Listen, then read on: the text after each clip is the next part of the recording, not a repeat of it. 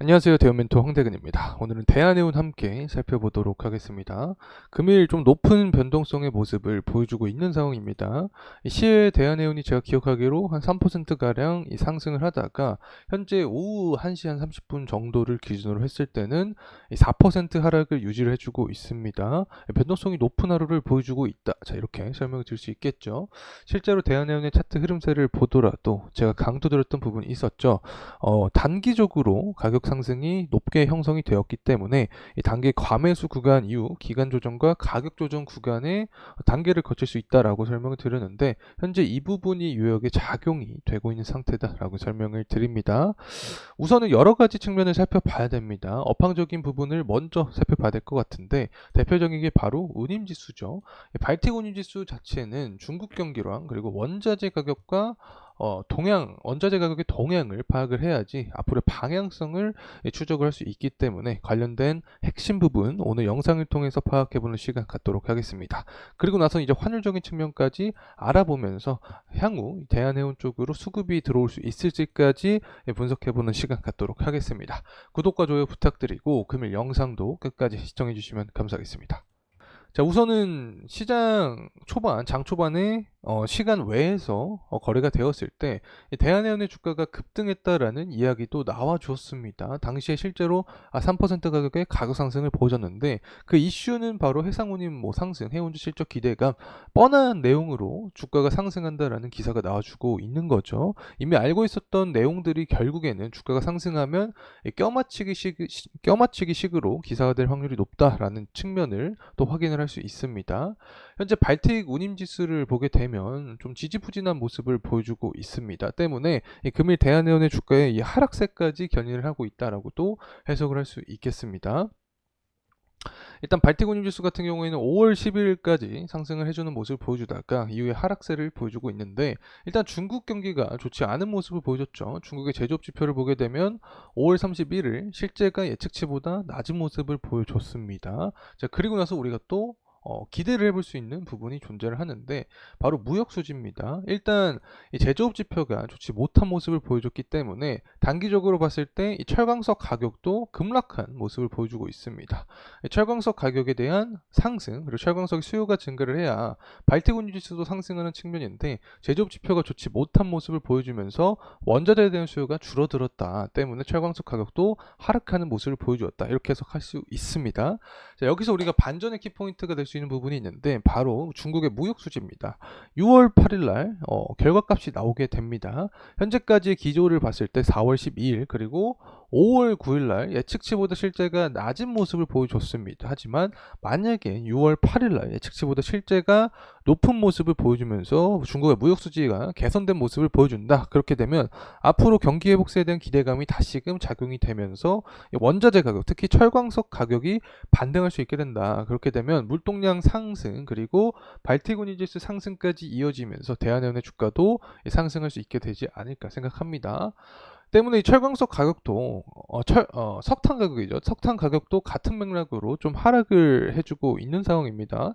철광석 가격과 마찬가지로 전반적으로 중국의 지표가 좋지 못한 모습을 보여줬기 때문에 원자재 가격의 지지부진한 흐름세가 유지가 되고 있는 게 아닌가 생각을 하고 있습니다.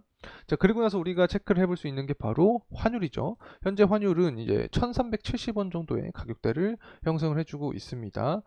5월 16일을 기점으로 해서 다시금 상승에 대한 발판을 마련하는 게 아닌가라는 기대감이 들었는데 재차 하락에 대한 모멘텀을 받아주고 있다 이렇게 설명을 드립니다. 해운주 업황의 강세의 대표적인 부분이 바로 환율이죠. 지금까지 설명을 드렸던 부분인데 환율이 다시금 1,400원대까지 형성이 된다라고 하면 분명히 시장의 리스크가 작용이 될 수밖에 없습니다. 시장의 리스크가 작용이 되면 이 자본금 자체가 섹터별로 움직일 수 있게 되는데 대표적인 게 바로 해운 그리고 원유 관련된 섹터가 있다. 지금 원유 섹터들은 이미 다 들썩들썩하고 있는 상황입니다. 국내 동해죠. 동해 석유랑 가스가 매장될 가능성이 높다라는 이야기와 함께 원유 관련된 테마 그리고 가스 관련된 테마가 움직였기 때문에 시장의 리스크가 이번에 만약에 초래가 된다. 그렇게 되면 해운주가 가장 큰 수혜를 받을 수도 있게 된다는 점 다시 한번 말씀을 드립니다. 그래서 요약해서 설명을 좀 드려보면 금일 장이 시작하기 전에 시간 외에서 대한해운의 주가가 이 상승을 했는데 이 상승에 대한 근거에 대한 이 기사 내용은 이미 알고 있었던 내용이 나와주면서 껴맞추기 형식으로 내용이 전달이 되었다. 하지만 막상 장이 시작되고 나서 대한해운의 주가가 하락하는 모습을 보여줬는데 이 부분은 단기적으로 과열된 투자 심리에 대한 차익 실현 물량도 존재를 했다. 자, 그리고 나서 해운 업황도 좋지 못한 현재 모습을 보여줄 가능성이 높다. 왜냐하면 중국의 경기 지표가 좋지 못한 모습을 보여주고 있습니다. 제조업 지표가 좋지 못한 모습을 보여주고 있죠. 때문에 철광석 가격이라든지 석탄 가격이라든지 각종 원자재 가격이 하락한 모습을 보여줬기 때문에 이 부분이 발트해고짐 지수까지 영향을 주면서 대한해운의 주가의 하방 압력을 작용하고 있는 게 아닌가 개인적으로 생각합니다. 그래서 이 상승에 대한 반전 키가 될 수 있는 게 바로 중국의 무역 수지인데 6월 8일 날 지표가 나오기 때문에 이 부분에 대한 결과값이 잘 나오게 된다. 그렇게 되면 앞으로 물동량 증가 그리고 원자재 가격 상승, BDI 지표 상승까지 이어지면서 운임비 상승에 대한 기대감으로 대한해운의 주가가 다시 한번 상승할 수 있지 않을까 개인적으로 생각을 하고 있습니다. 자, 이제 가격적인 흐름에서 다시 한번 살펴보도록 하겠습니다. 2024년 4월 24일을 기점으로 해서 지금까지 상승 탄력을 가파르게 받고 있는 상황입니다. 이 관련된 이슈가 많이 존재를 했었죠. 초반에는 대한해운의 실적 관련된 이슈가 부각이 되면서 가파른 상승세의 모습을 보여주었다. 자, 이렇게 말씀을 드립니다.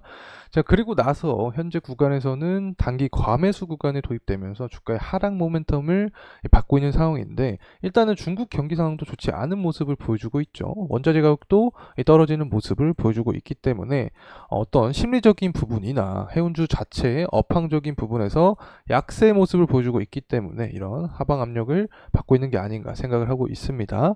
주봉으로 조금 더 길게 살펴보도록 하겠습니다. 어쨌든 현재 구간은 주봉의 5일선 구간에 있는 상황이기 때문에 5일선을 이탈하지 않는 선에서 상승에 대한 모습을 보여주는 게 베스트 시나리오가 될 수 있다는 점 말씀을 드립니다. 만약에 5일선을 이탈을 하게 된다. 자, 그러면 그 다음 구간인 121선 구간에서는 지지가 나와줘야 됩니다. 5일선과 121선 사이 구간에 투자 심리 매물대가 자리 잡혀 있는 상황이기 때문에 앞서서 말씀드렸던 이 121선 구간에서는 지지에 대한 여부가 중요하게 작용을 할 것이다. 이렇게 말씀을 드립니다. 그리고 이러한 재차 대한해운의 주가 상승 모멘텀은 무엇이 작용이 될 수 있을까? 결국에 중국의 무역 수지가 좋은 모습을 보여주면서 이 부분에 대해서 중국 경기가 살아나구나 그러면서 원자재 가격이 반등을 해주고 이 BDI 지표 상승해주면서 운임지수 강세까지 이어지면 이 대한해운의 주가도 다시 한번 실적적인 부분이 주목이 되면서 기사가 나올 수 있겠죠. 무역수지가 좋아지는 모습을 보여주고 있다. 운임비가 다시 한번 상승한다. 대한해운 그 중에서 실적이 잘 나오는 기업이다. 이렇게 실적적인 부분이 부각이 되면서 대한해운의 주가가 다시 한번 상승할 수 있게 된다는 점, 상승할 수 있을 수 있다는 점 말씀을 드립니다. 자, 그리고 나서 이제 재무적인 측면 간단하게 보도록 하면 23년부터 해서 비교를 했을 때 24년 매출과 영업이익이 큰 폭으로 증가를 합니다. 그리고 EPS도 마찬가지로 증가를 하죠.